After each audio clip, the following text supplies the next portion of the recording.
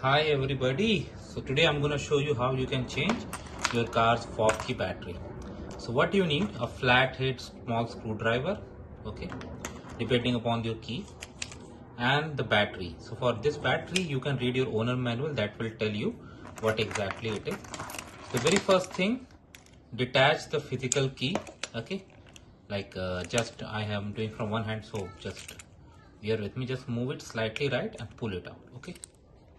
So step number 1 is done, fine. Step number 2 is gonna detach. If you observe this carefully, you see there are edges, okay. So what I'm gonna do, I'm gonna use this flat head, I'm gonna put at this side and I'm gonna move all the way around.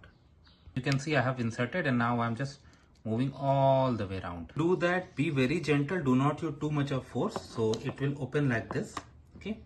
Now see in which orientation the battery is, okay. So first open it. This is the new battery I have opened. Now we are going to take this out. So you can use the simple, but don't break anything, okay. Just go side and pull it upwards very gently and it will come out. Now the battery has been pulled out. So again in the same orientation where it was, put it back slightly, just it should fit, and then just put them and slightly push at all the corners. The noise when it joins, okay. Now the key is joined